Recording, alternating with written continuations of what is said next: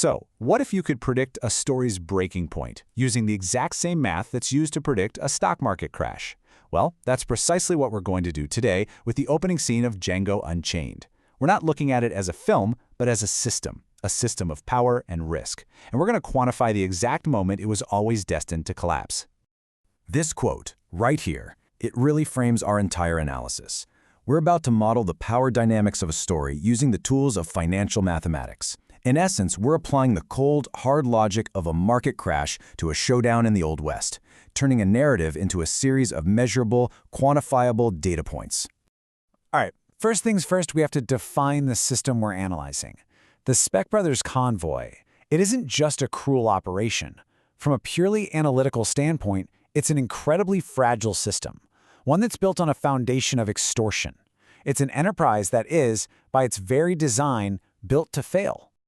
The analysis kicks off by identifying some severe material risks. And we're not just talking about the characters here. This is about the physical integrity of the whole operation. You've got harsh weather, from boiling heat to bitter cold, and the sheer fragility of the slavers' control over their human assets. All of this creates a constant, measurable strain on the system. So just how much risk are we talking about? The model gives us a pretty stark number, 82%.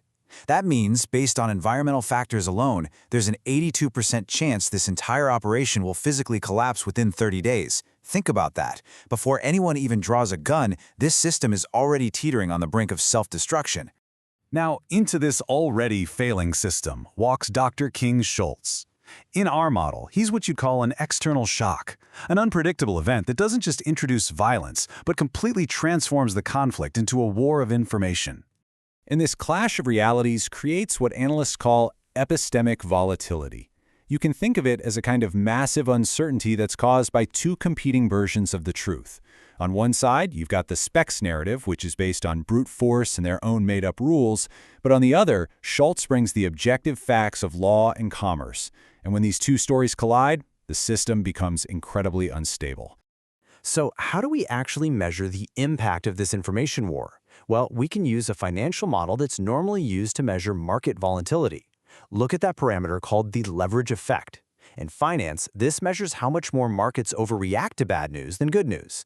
But here it proves that in a system built on lies, a single piece of bad news, which is, the truth, has an exponentially more explosive impact than any lie ever could. To put it simply, the math shows us that the truth is a bomb. And that bomb, it goes off. The epistemic breakdown, the total collapse of the Speck's false narrative, directly triggers a material and structural collapse. See, the shootout isn't some random act of violence. It's the predictable, inevitable result of that information war, and we can measure it with absolute precision.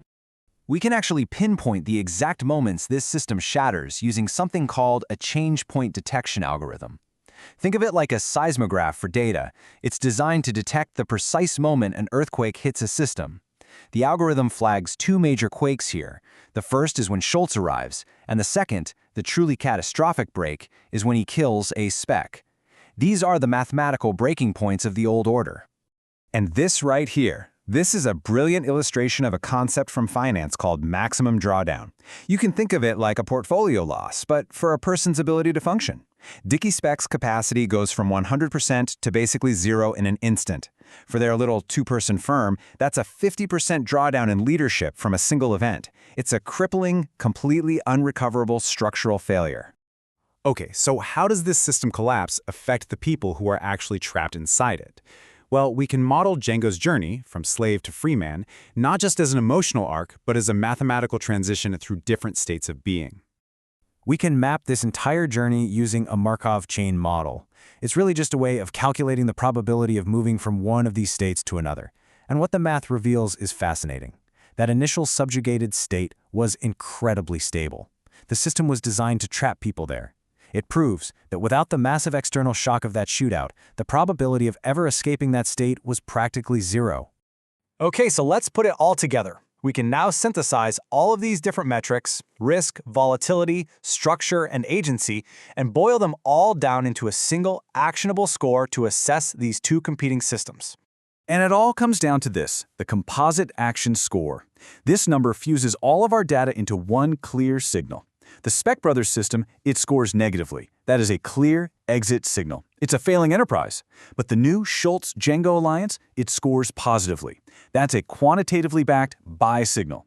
The math is undeniable. The old system is a bad investment, and the new one is the future. And of course, this framework, it isn't just some novel way to analyze a movie. It gives us a powerful, quantitative lens for viewing any system, whether it's a historical event, a corporate takeover, or a political movement. Any system where information, power, and structural integrity are in direct conflict, just waiting for that one external shock that changes everything.